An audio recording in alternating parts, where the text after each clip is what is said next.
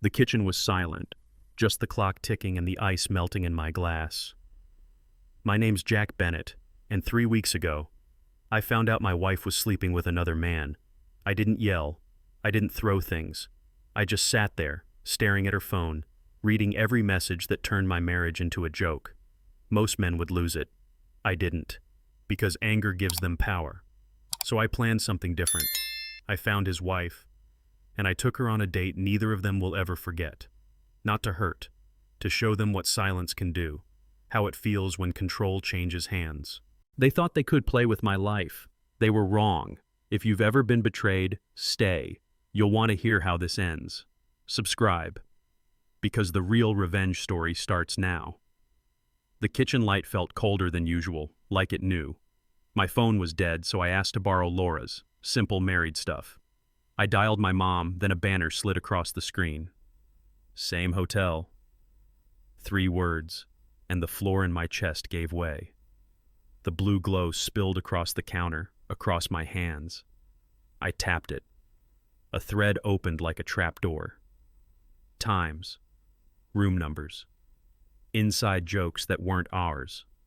Photos I wish I could unsee. The house went quiet in a new, cruel way. Just the clock, the fridge, and my pulse keeping score. I scrolled because I needed the truth mapped, not guessed. Not to scream, but to understand the shape of the lie.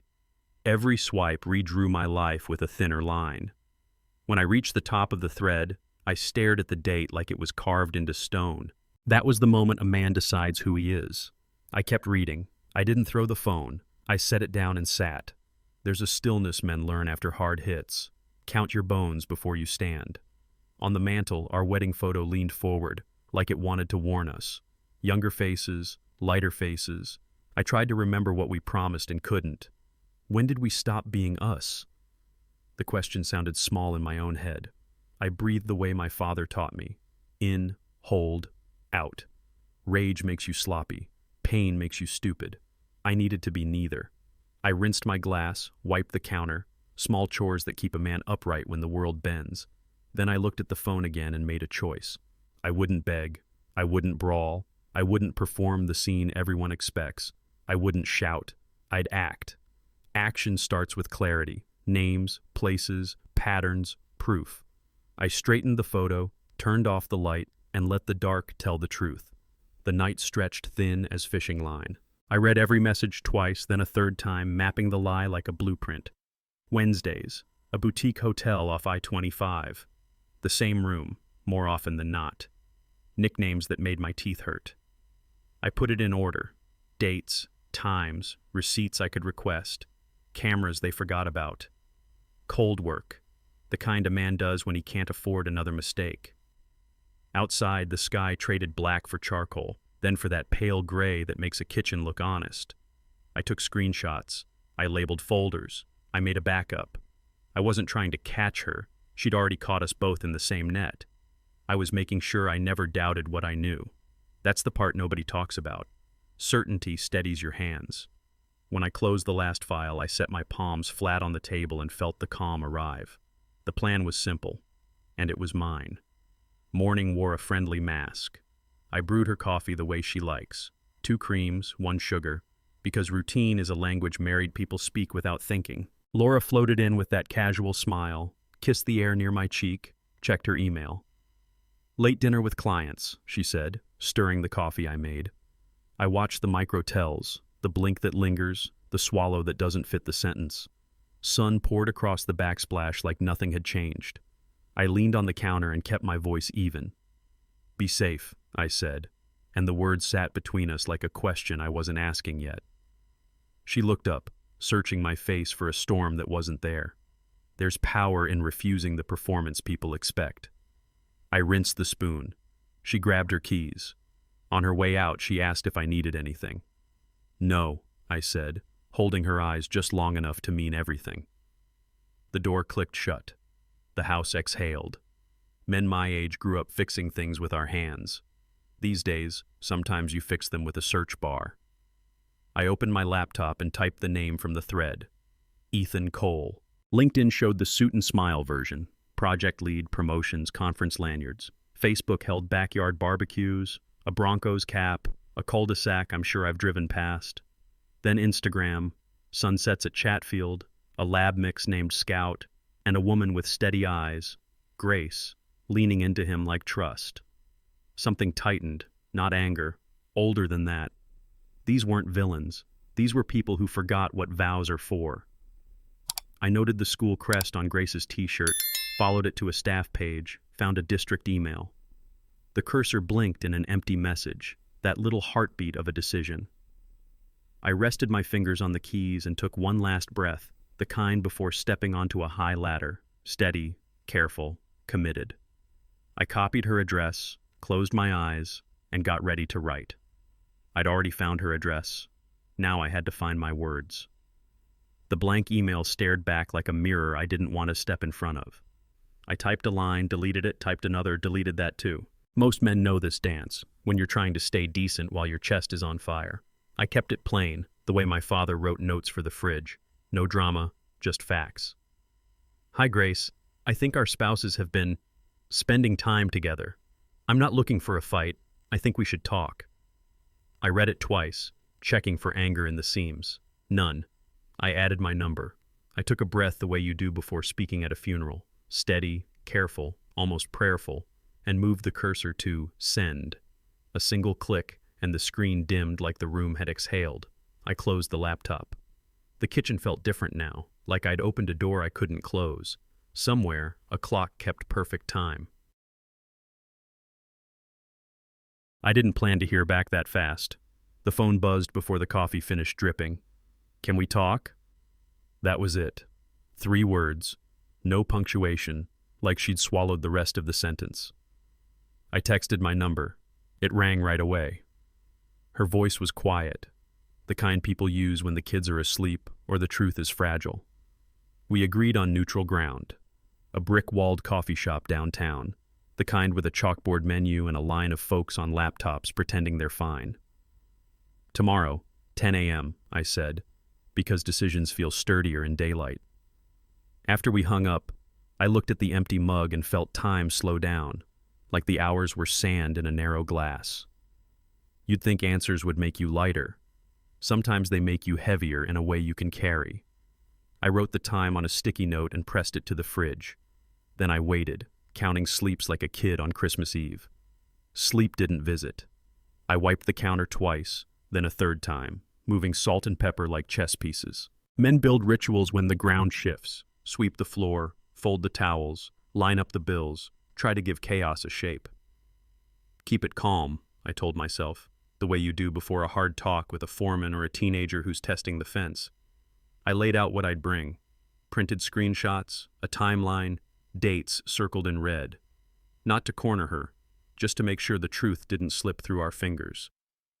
I slid everything into a brown envelope, that humble American artifact that's carried tax returns, report cards, and now this.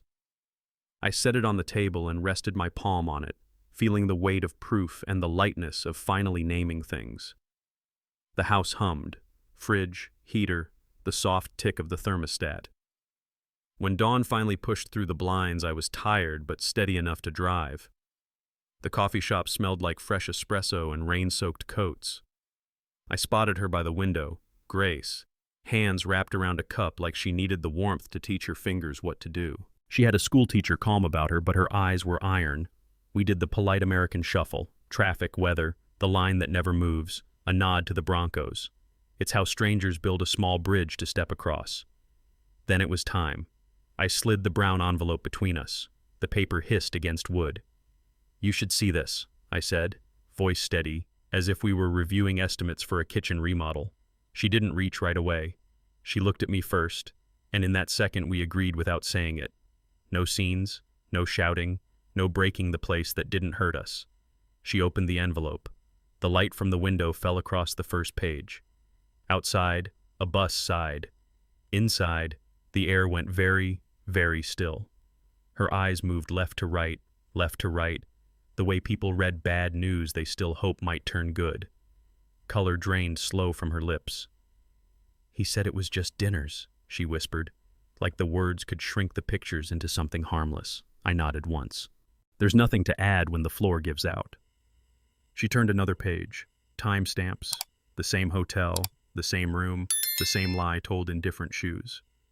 I watched the moment it landed, that clean, brutal click when a person stops arguing with the obvious. She set the pages down, lined up the corners with one finger, and looked at me over the rim. "It's real." I said, "It is." No victory, no heat. Just two people standing in the same storm, deciding not to drown each other. We sat with it. The world kept moving, milk steaming, grinder whirring, but our table held still. "What do we do now?" she asked. I folded my hands. "We make a plan." "We make a plan," I'd said, and the words gave us a floor to stand on. We didn't cry. We didn't trade speeches about fate or blame. There was a line in the air, clean, cold, necessary. We started with the practical, the way grown-ups do when the storm won't move. Legal safety first. I told her I'd spoken to a lawyer. She said she knew someone who could walk her through the basics: separation, disclosure, documentation. We talked money like two neighbors fixing a fence: fair, measured, specific. No surprises, no traps. Keep what's yours safe, keep what's ours clear. We agreed to keep our messages to logistics only, to stop feeding their chaos with ours. Grace looked down at the papers, squared the stack, then looked back at me. The shop noise seemed suddenly far away. "We move without noise," I said. "We move without shame," she added. I nodded. "We move with dignity." The line between us held. It felt like steel. But what Grace said next changed everything. "If they want lies," she whispered, "let's show them the truth in public." And that was the moment the plan stopped being quiet and started being unforgettable. Once the ground was level, the thought arrived the way good ideas do, quietly, like it's always been there. "There's a way to make them see it," I said. Grace leaned in, wary but curious. "See what?" "What betrayal looks like from the outside. What we've been choking on." She studied my face. "A date?" The word hung there, uncomfortable in a room that smelled like espresso and rain. I kept my voice even. "Not to seduce, not to humiliate in public for the fun of it. Just truth. A mirror." We let them sit in the audience for once. She blinked, weighing the cost the way teachers do before calling on a kid who's hurting. I didn't sell it hard. I just laid it out. Our calm, their discovery, no shouting, no scenes. The point wasn't pain, it was perspective. Grace looked at the envelope again, then at me. Her chin moved the smallest bit. A yes you could miss. I left the cafe thinking the lines were clean. Two who betrayed. Two who were betrayed. A plan sharp enough to cut through the noise. That night, sorting through screenshots, something new blinked on the screen. A message I hadn't seen before. No name, no context. Just a line. "You don't know everything." No emoji, no typo, no noise. I scrolled back, checked the thread again. That number had shown up once, 6 weeks earlier, buried between work messages, hidden like a nail under paint. It wasn't from Ethan. It wasn't from Laura. It was someone else. A colleague, maybe. Someone who knew. My phone buzzed. Grace. "Jack, are you sure it's only the two of them?" I didn't answer right away.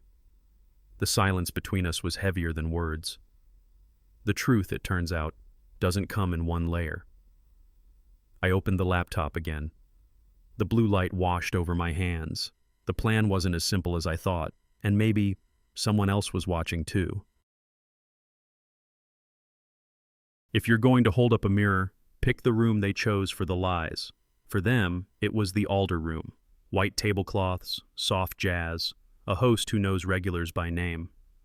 I called at lunch, asked about Thursday nights, listened for patterns in the polite answers. People think secrets are complicated.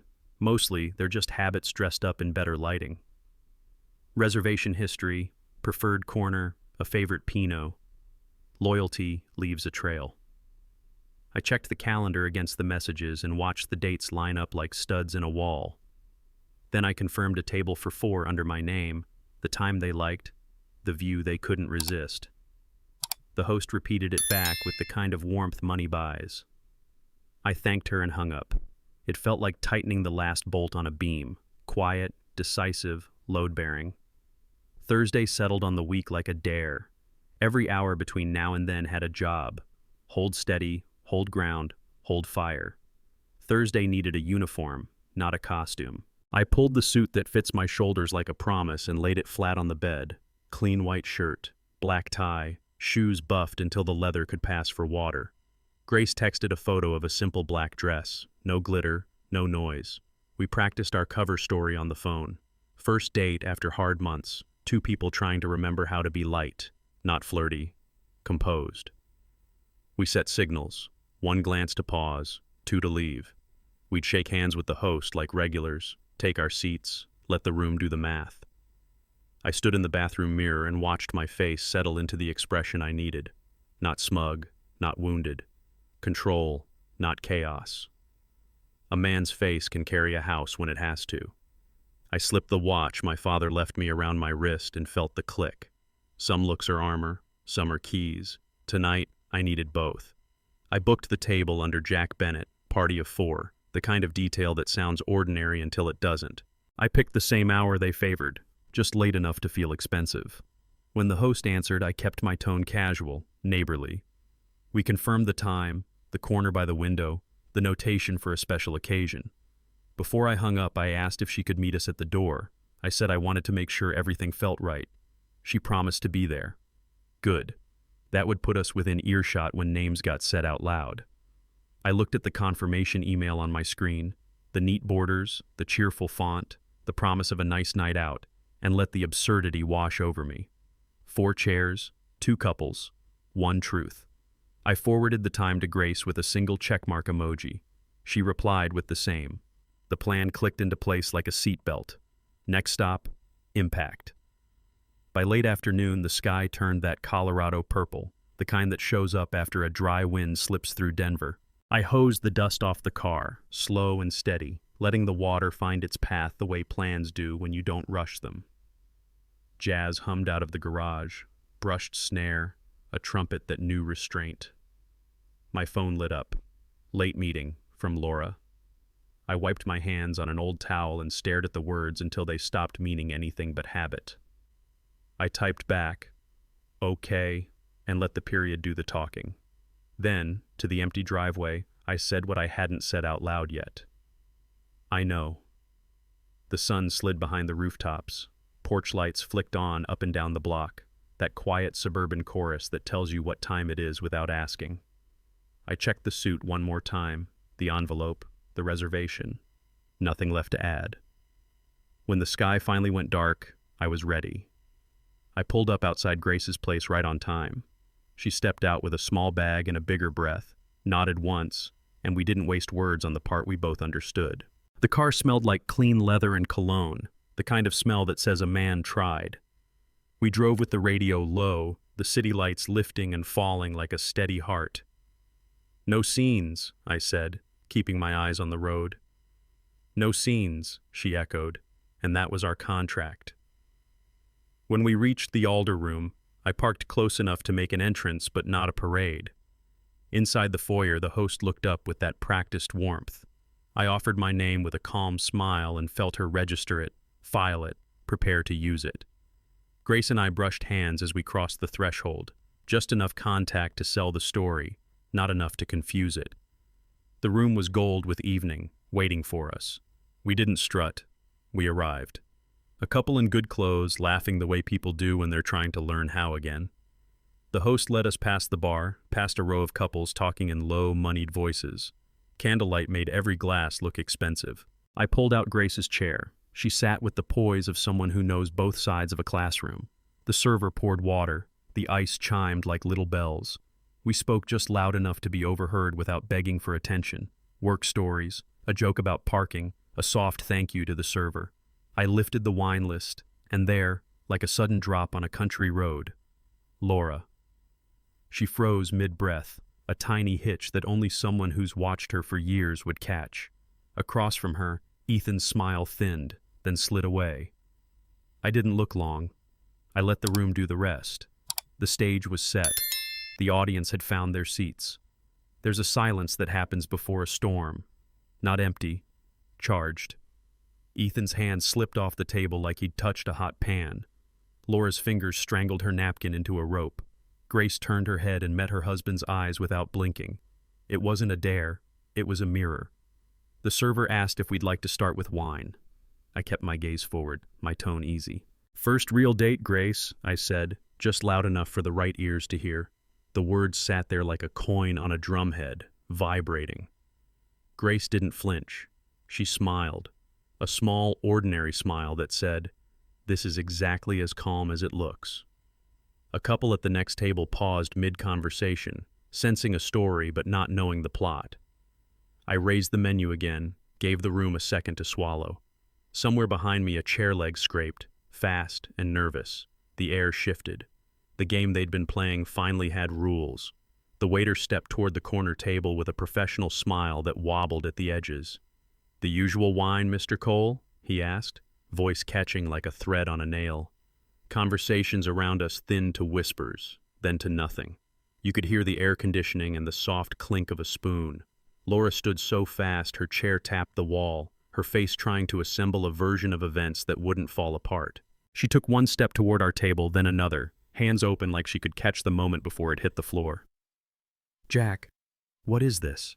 she said, not quite loud, not quite quiet. The question hovered, looking for a softer place to land. I didn't answer right away. I let the room remember who it belonged to. Grace set down her water with a steady hand. Ethan stared at the candle like it might offer instructions. The night tightened, one careful click at a time, toward the truth. I let the silence work first. Then I set the menu down and met her eyes.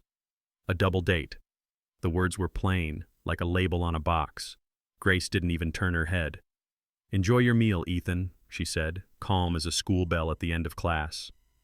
Color climbed his neck and settled in his cheeks. He looked away like the candlelight suddenly hurt. I folded my napkin with slow care, square, then smaller, gave the room a last, steady look. The server hovered, unsure which table needed saving. I slid a few bills under the untouched water glass, a tip for the quiet lesson we'd just taught, and stood. Chairs creaked. Glass caught the gold light. Somewhere a spoon touched china and rang like a tiny bell. I pushed my chair in with 2 fingers, the way my father taught me, to leave a place better than you found it. "We're done here," I said, and the night narrowed to a clean edge. The hallway off the dining room was narrow and carpeted, meant to swallow sound, but our steps still spoke. Hard heels, clear rhythm. We moved past framed photos of people smiling with wine glasses, the kind of happiness that lives only inside expensive nights. "Jack!" Laura's voice reached from behind, high and unsteady, the sound of a story running out of places to hide. I didn't turn. A man can choose where his eyes go. Grace kept pace, chin level, matching me breath for breath. The host at the door looked ready to apologize for something that wasn't hers to fix. The cool air from outside pressed against the glass like an invitation. I pushed the bar, and the door gave with a soft hiss. Laura's heels slapped faster. "Please." The sentence never finished. The revolving door took our reflections and spun them into the streetlights. The city air felt different out there, cleaner, colder. Behind us, the lobby swallowed the rest of her words. We didn't need celebration. We needed quiet. 2 stools at a dim bar off a side street did the job. The bartender poured bourbon like he'd been told a secret he could keep. We didn't clink. We didn't toast. We just breathed. Country music hummed low, some old voice singing about leaving and how it doesn't always feel like freedom at first. The light was warm enough to be kind, not so bright it asked questions. Grace traced a ring of condensation with her thumb, then asked, "Will they get it?" I watched the ice turn slow circles. Maybe. Not a promise, not a wish, just the size of the truth. We sat in that small mercy for a while, 2 people who hadn't chosen the same wound but chose the same way through it. On the TV, a game replayed without sound. I took one last sip and set the glass down gently, like a decision. We go home, I said. Then we go on. Home was lamplight and quiet carpet, the kind of silence that comes after an argument you never had. It was late. I set my keys down and found Laura in the living room, eyes red, hands folded like she was waiting on a verdict. "It's not what you think," she started, the oldest sentence in the book. I stood in the doorway and let the room measure me. "It's exactly what I think," I said, and her shoulders dropped like someone let the air out. She searched my face for a door to push through. Anger she could tame, sorrow she could soothe. I didn't offer either. There's a stillness you learn after enough hard days on a job site. Hold the line, check the level, don't pretend the wall is straight if it isn't. She tried again, half step, half plea. I glanced at the clock and felt the weight of the hour. "We're not doing this tonight," I said. "Not like this." She braced for shouting that didn't come. I went to the kitchen, put the kettle on, and waited for the small, honest sound of water starting to think about boiling. I made tea, not for comfort, just for something steady to hold. We sat across from each other like neighbors at a table where the map won't quite line up. I slid the printed pages across the wood. She didn't reach at first. When she did, the paper whispered. Her eyes moved and stopped and moved again, the way a person learns to read a new kind of language. Dates, times, hotel names. "We're done for tonight," I said, before the cycle could start. The apologies that ask for a shortcut, the explanations that don't change gravity. I stood, picked up my mug, and let the chair legs scrape just enough to sound final. She nodded without meaning to, the smallest surrender. I turned off the light in the kitchen. The house went back to breathing. The next morning, I laced up before the sun got its act together and jogged the block. Cold mountain air bit clean through the lungs, the kind that clears a man's head whether he wants it cleared or not. Sprinklers ticked, dogs announced themselves, a paper landed on a porch with that soft, familiar slap. I kept the pace easy, hands loose, eyes on the cracks in the sidewalk so my thoughts didn't trip. "Keep the frame," I told myself, like holding a level against a wall that wants to pretend it's straight.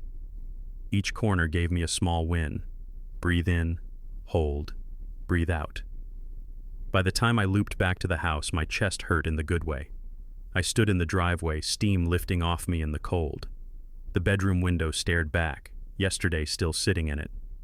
I unlocked the door, stepped inside, and made one decision you can't half make. I'd sleep in the guest room. A line you can see is a line you can keep.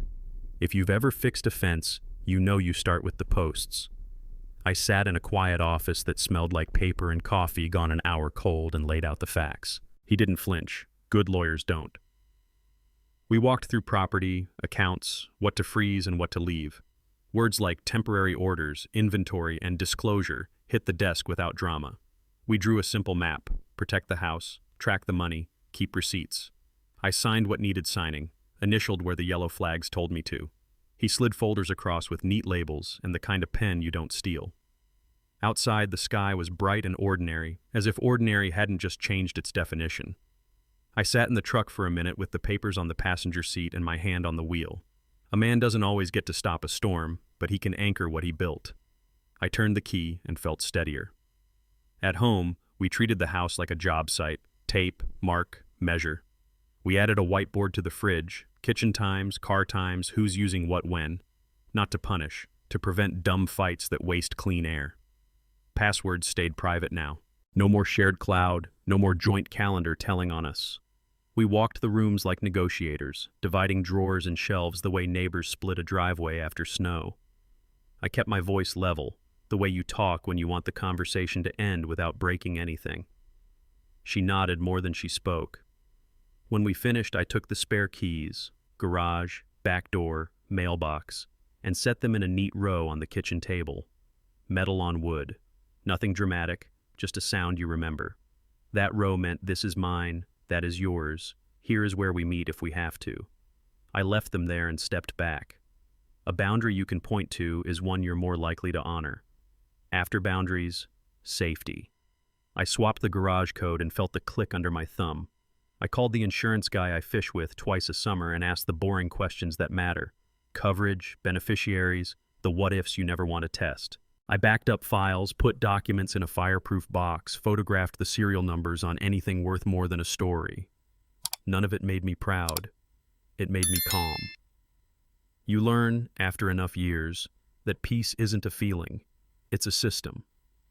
I walked the perimeter like my grandfather used to do after a storm, checking latches, touching fences, making sure the gate didn't swing wide when it shouldn't. In the hallway mirror, I barely recognized the man doing all this, and then I did. He was just me, choosing not to be careless. I locked the fireproof box, slid it onto the closet floor, and said it out loud so my bones would hear it. I'm safe. That's step one. With the house steady and the papers in order, I set the one rule that makes grown-up conversations possible. I wrote it on a sticky note and stuck it to the fridge where the grocery list used to live.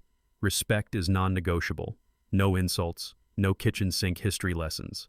We talk about one thing at a time, and we talk like people who once meant it. When she tried to slip into excuses, I lifted a hand and brought us back to facts.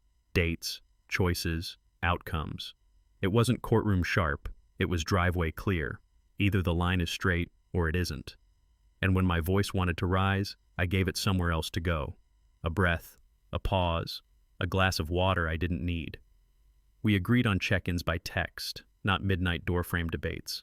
Twice that day we almost tripped the old wires. Twice we didn't. I looked at the sticky note one more time and felt the truth of it settle. Some ground you don't surrender. After drawing the line on respect, I needed to remember the ground I still stood on. Family. I swung by my brother's auto shop, the one that smells like rubber and coffee. He wiped his hands on a rag and didn't ask a single stupid question. We just hugged once, short, solid, 2 taps on the back that said what men like us say without words.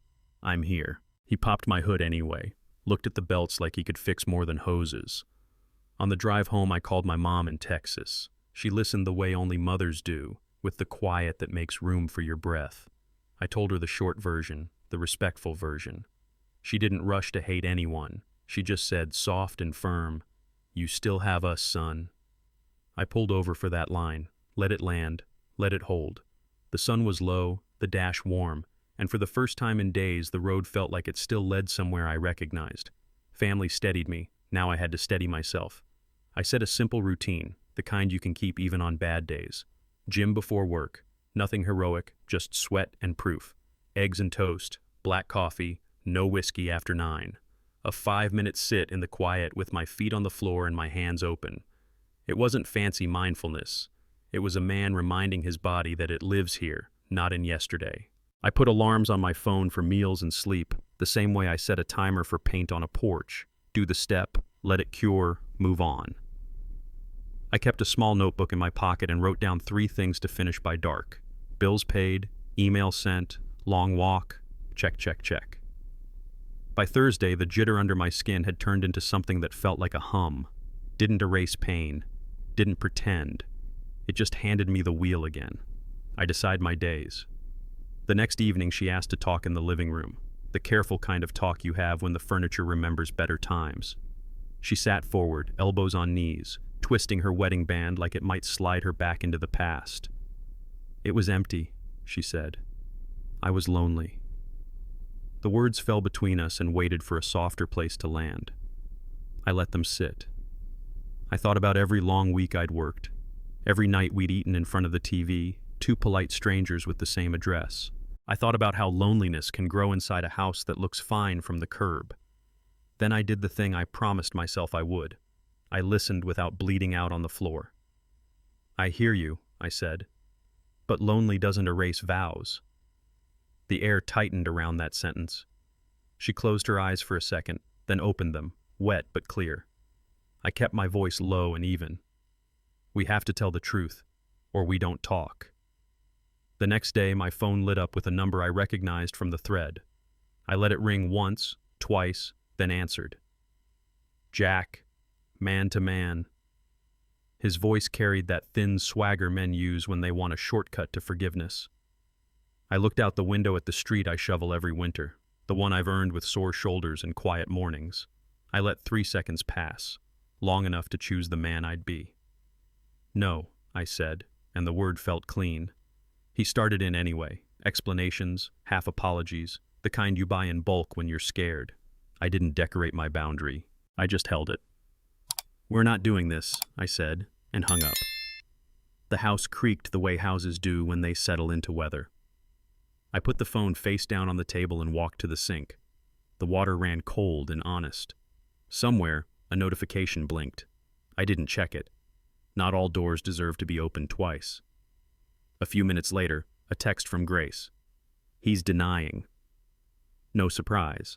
Most people try to outrun the obvious before it catches them anyway. I opened my laptop, pulled the folder I'd made, dates, screenshots, the map of a lie, and sent what she needed to hold her ground. No commentary, no extra hurt, just the clean lines of proof. She replied with a simple, "Thank you," the kind of gratitude that doesn't ask you to stay. I looked at our thread, short messages, clear times, no midnight spirals. It wasn't cold, it was careful. "We keep our lines clean," I said into the room, and felt the sentence fit. She echoed it with a thumbs up. I closed the laptop and slid my phone into my pocket like a tool back into the box. Outside, a neighbor's mower coughed to life. Ordinary kept doing its job. Inside, I felt the shape of a boundary become a backbone. The next step would need both. By the time I got to the office, the story had already walked in ahead of me. You can feel it. The half-second longer people hold your eye, the way conversations snap shut when your boots hit the concrete. I hung my jacket, opened my notebook, and set a clean page beneath my hand. Steel doesn't care about your feelings. Load paths are either right or wrong. I traced a beam, checked the numbers, let the math do what it's good at.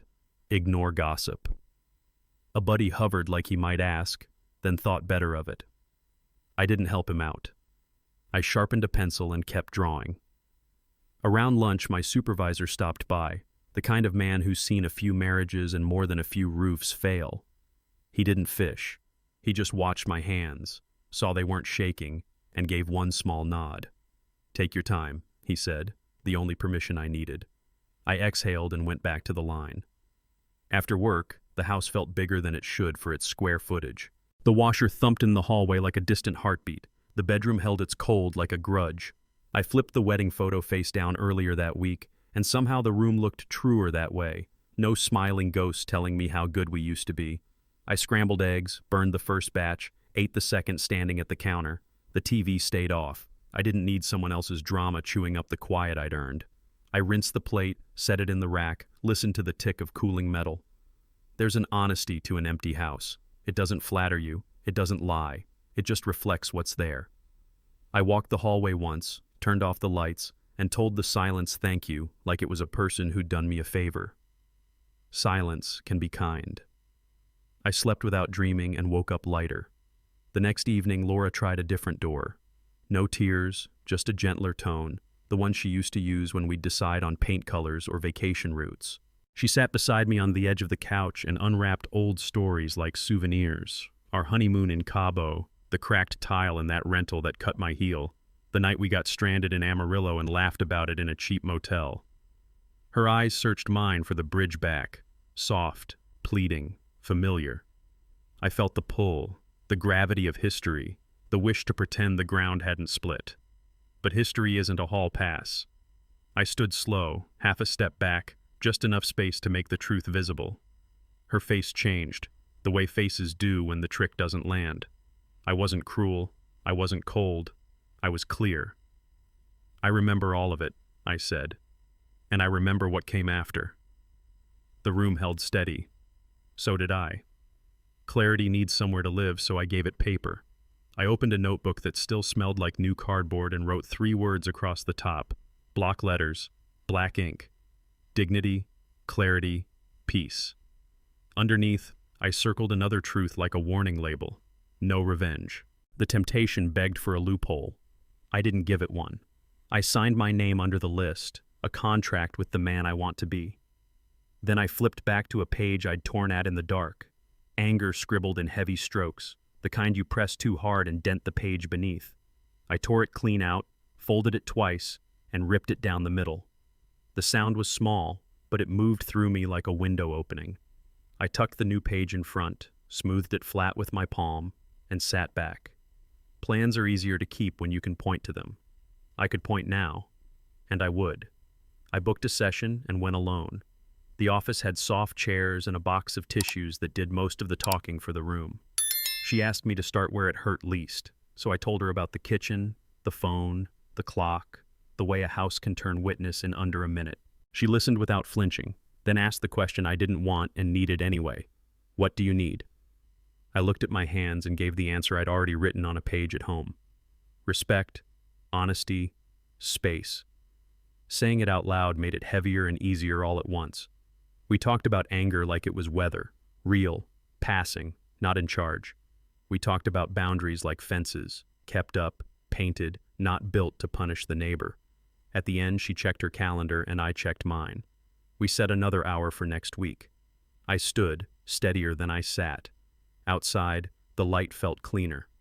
After the counselor's door clicked shut behind me, I watched Grace start building her separate lane with the same calm she brought to a classroom. She toured a one-bedroom near the park, windows that let in honest light, a porch just wide enough for a chair and a book. She boxed her things the way organized people do, labels, neat stacks, nothing frantic. In the morning, she still taught Shakespeare to juniors who yawned through sonnets. In the afternoon, she signed forms and measured closet space. We talked by text, short and clear, two adults keeping their footing. I drove over once to lift the heavier boxes and left before the sun dropped. In the parking lot, she paused with her keys and met my eyes. No speeches, no promises, just steady blue that said she knew the size of the hill and would climb it anyway. "We'll be okay," she said, present tense, not future. I nodded, because the sentence was already true. That same week, the old script came hunting for a shortcut. Flowers showed up at Grace's school with a note that looked like it took 3 drafts to sound casual. My phone buzzed, her photo of the bouquet on a metal desk, fluorescent lights turning red roses into something too bright. Then the text from an unknown number landed on mine. "Jack, I made a mistake. Man to man." Grown men know the tone, half apology, half sales pitch. I pictured him thumbing words in a parking lot, trying to find a door back into a house he'd set on fire.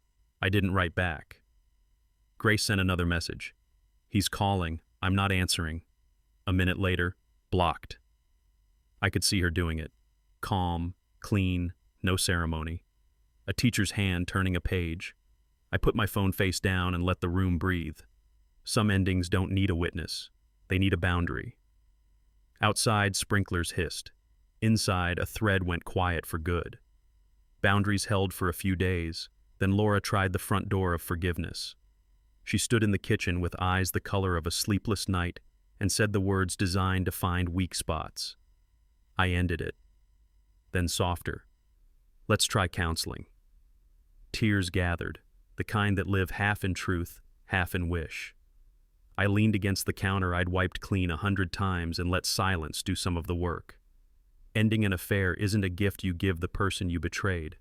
It's a bill you start to pay. I kept my voice low. "Not now." The words landed like a level on a wall, plain, steady, square. She stepped closer anyway, past stories, past pictures, past the house we both once believed in. I didn't move. Not angry, not cruel. Clear. The kettle clicked itself off and filled the space with soft steam. She looked at the floor, then at the door. "Then when?" she asked. I didn't answer. I drove toward the foothills and let the city fall behind me in slow, neat lines. The road wound up to a pull-off I've used for years when I need distance without leaving home. Denver lay below, a map of light stitched into the dark. The air up there is thin and honest. Dry wind, pine sap, a hint of dust that tastes like old summers. I rolled the windows down and played an old track from a box of CDs I never got around to tossing. Some gravel-voiced singer who knew what it cost to keep walking. The song didn't fix anything. It gave the pain a place to sit. I stood at the guardrail with my hands in my pockets, shoulders dropping a half inch I didn't know I was holding. "I'm lighter than yesterday," I said into the wind, surprised to hear it out loud. The words didn't echo. They settled. Down on the highway, headlights moved like a quiet promise forward. The drive back gave me time to replay the restaurant, frame by frame, like a slow-motion training tape for staying human. The host's smile, the clink of ice, Laura's breath catching, the napkin twisting, Ethan's eyes finding 3 exits and none that worked. I didn't feel the rush people imagine. No fist pump, no scorekeeping, just clarity spreading through a room that had been crowded with lies. In my head, I walked it again. The chair I pulled out for Grace, the way we sat, the sentence I dropped like a clean tool on a workbench. I understood it finally. That night wasn't about punishing them. It was about placing a mirror in the spot they'd reserved for secrets. It let them see what they'd built from the outside, where the angles don't cheat. It wasn't revenge, I said into the quiet cab of my truck. It was a mirror. And mirrors have a job, to reflect, not to argue. The truth stood on its own. After the truth settled, I did the small, heavy work a man does when he's ready to stop bleeding. I opened my phone, found Laura's profiles, and unfollowed them all. No ceremony, just a quiet cut of the tether. In the closet, I pulled a shoebox and started packing the artifacts of a life that won't be coming back. Matchbooks from road trips, the postcard from Cabo, a ribbon from a gift I can't remember. I wrote myself a letter at the kitchen table, plain words about who I'd been, who I'd be next, and a promise I could live with on the worst days. I slid the letter on top of the photos, closed the lid, and wrapped it with masking tape that squealed through the room. The sound felt like stitching. I pressed the seal with my palm until it warmed under my skin. A man can't control much, but he can decide what he carries. I labeled the box, "Keep Closed," and meant it. A buddy texted about a backyard BBQ, cheap beer, folding chairs, kids chasing each other through sprinkler arcs. I showed up with a bag of chips and the kind of hunger that isn't about food. We stood around a dented grill arguing about brisket like it was urgent business, which is to say, it was exactly what I needed. Someone told the story about the time I fell out of a canoe trying to net a trout. I rolled my eyes and laughed for real, the kind that shakes dust off the ribs. We compared shoulder aches, talked mortgages and mower blades, swapped tips on where the bass are biting this year. Nobody asked for details. They just made room. When the porch lights clicked on, a boy handed me a marshmallow on a stick like a peace offering from a younger country. I took it and understood something simple and big at the same time. Belonging doesn't come back all at once. It returns in small ways. Back home, we sat at the kitchen table like 2 neighbors sorting a property line. Polite voices, straight spines. We laid out the joint accounts and agreed on a temporary split. Bills covered, no surprises, 2 signatures for anything loud. We opened calendars, not to plan a future, but to schedule a clean exit. The date we landed on sat there like an honest bruise. Move-out day. She suggested a moving company. I said friends would handle it. No fights about furniture, no scorekeeping over silverware. The rule on the fridge stared at us in quiet block letters. Respect is non-negotiable. When we were done, we each stood at the same time, like the conversation had a clock. She offered a hand. I took it. Not for romance, not for show, just the agreement 2 adults make when they're choosing not to make a bigger mess. The shake held steady, then let go. Some endings are loud. Ours chose to be clear. The night before the move, I didn't bother with the bed. I stretched out on the couch and watched moonlight ladder through the blinds, each stripe laying across the room like a soft boundary. Somewhere outside, a car drifted past slow, the tires whispering on asphalt, the kind of sound you only hear when you're finally listening again. The house had the echo of a place that knows it's about to change hands. Walls lighter, corners cleaner, a kitchen that already looks like someone else's. I thought about the first dinner we ate here, the paint I rolled, the shelves I leveled. The good is still good, even when it's finished. I pulled the blanket to my chest and felt the thrum of my own heart, steady as a ceiling fan. The clock ticked without opinion. I let my lips form the sentence I'd been carrying like a match I was scared to strike. "I'll be okay," I whispered, and the room didn't argue. Morning brought boxes with black marker labels, kitchen, tools, winter, stacked like bricks of a new foundation. 2 friends showed up with coffee and old jokes and the kind of backs that know how to lift. We worked a rhythm, carry, set, return, fewer words than grunts, sweat that felt like progress. When the last load slid into the truck, I took one slow lap through the empty rooms. The indentations in the carpet looked like a map of where life used to stand. At the new place, a small apartment with clean corners and light that told the truth, we unloaded careful, made a path to the bed, leaned the broom in the kitchen like a flag. The final box came in light. I closed the door, turned the lock, and felt the deadbolt catch. Keys are such small things for what they do. I stood in the quiet, set my palms on the counter, and listened. Between the hum of the fridge and my breath, something soft and new started up. The morning after that drive, I sat at the kitchen table and did the quiet work of letting go. I opened my phone, found Laura's profiles, and unfollowed them all. No speech, no ceremony, just a small click that took a weight off the ribs. In the closet, a shoebox waited like it knew its job. I filled it with what used to be anchors. The ticket stubs from Amarillo, the postcard from Cabo, the shell we swore sounded like the ocean.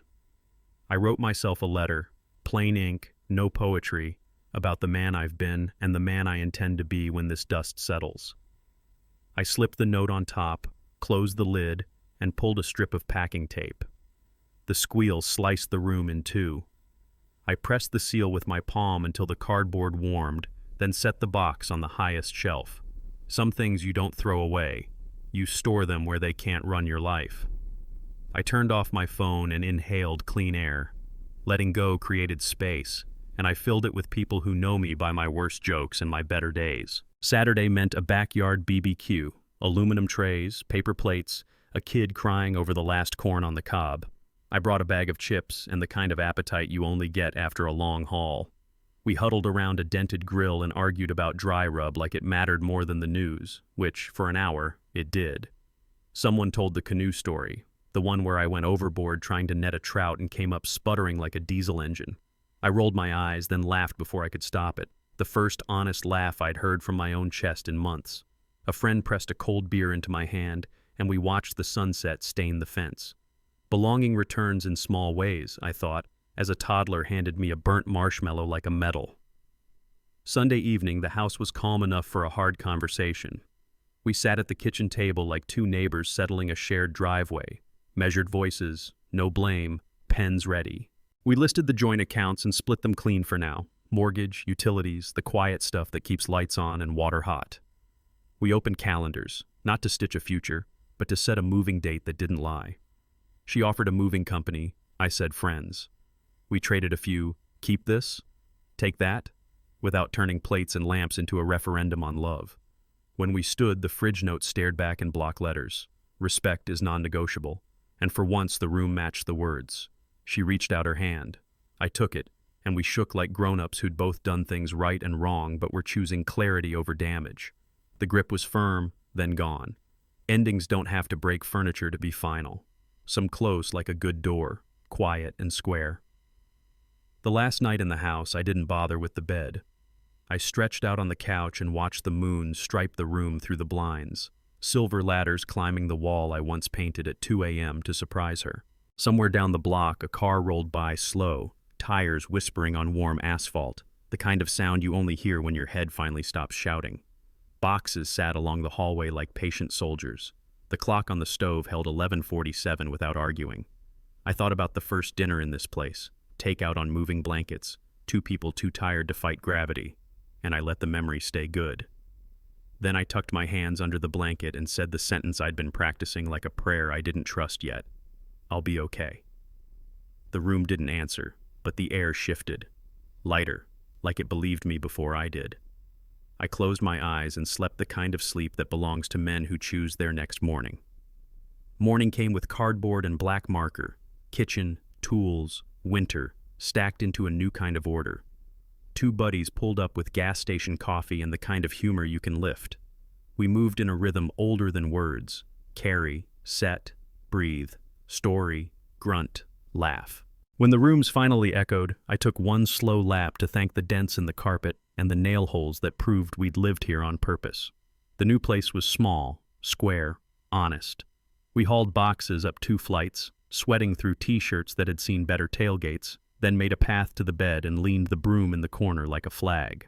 The last trip, I carried a lamp that didn't weigh much but meant a lot. Inside, I closed the door and slid the deadbolt. The click traveled up my arm. I set the keys on the counter and stood very still. Between the hum of the fridge and my breathing, something steady started. I let it. The first week in the new place, I kept hearing my dad's voice from a ranch road in summer. Stand up, even when it hurts. I was 8, bleeding from both knees after I dumped a hand-me-down bike on gravel. He didn't rush in. He just stood there, close enough to catch me if I toppled, far enough to let me try. Slow, he said. Find your feet. I learned the rhythm that day. Hands on the bars, breath steady, knees shaking, but locked. Grown man heartbreak uses the same mechanics. You rise in pieces, not in applause. You take the hit, then you take inventory. I'm hurt. I'm upright. I'm not done. In the mirror of a quiet apartment, I practiced that posture with a shirt tucked and a jaw unclenched. Not proud, not small, just level. I poured coffee, straightened the counters, and said it out loud so my bones would file it where it belongs. Dignity is posture of the soul. And I kept standing. Peace didn't arrive like a choir. It arrived like a checklist. Morning coffee on this balcony, steam rising into clean air, the Rockies wearing first light like a soft coat. Down below, a neighbor walked a dog who knew the exact route to joy. I opened a little notebook and gave the day simple work. Pay the bill, call the plumber, 40 minutes at the gym, text my brother a dumb photo of bad haircut choices. I watered the plant the last tenant left behind and decided it could stay. Something should. Sun crept across the floorboards, inch by honest inch, and the place felt less like a stopgap and more like a room I could claim. Not because I'd won, because I'd chosen. I answered 2 emails, ignored 3, folded a shirt, fixed a squeaky hinge. Small repairs, inside and out. I leaned on the rail, took a full breath that didn't ask permission, and said it to the morning. This is mine. If you're watching this with a knot in your throat, hear me. You're not crazy. Being betrayed scrambles your wiring. It doesn't define your worth. Start with something simple and stubborn. Protect your dignity first. Don't trade it for a performance, a scene, or a quick win that costs you more later. Set one boundary you can keep today. Drink water. Eat real food. Sleep if you can. Walk if you can't. And move slower than anger. Anger wants you loud and off balance. Dignity wants you level and deliberate. If you need a moment right now, take it with me. Inhale through your nose, hold, and let it go. Again. Good. When you're ready, tell me one thing you're choosing to control tonight. Drop it in the comments so another man sees he's not alone. If this helped, stick with me. Hit subscribe and keep following the story. We don't have to shout to heal. We just have to keep our feet under us and keep going. You've seen enough to know the shape of it. She cheated. I didn't destroy. I reclaimed. I didn't flip tables or burn bridges I still have to cross. I chose something harder and cleaner, to walk away with my head up. Revenge isn't noise, it's choosing peace. It's keeping your hands steady when the room wants a show. It's doing the boring, brave things. Paperwork, boundaries, new keys, a bed that's yours, until the storm has nowhere left to land. Men like us don't always get the apology, the closure, the neat bow. We get the decision. Step by step, breath by breath, I took back what mattered. My time, my posture, my name on my own door. If you're standing at that same edge, hear this. You don't have to win the argument to win your life. Walk away with your head up. The truth doesn't need volume, it needs spine. The real revenge is dignity. If you've lived this, drop one word below, dignity. And if you need the next chapter, subscribe and stay with me.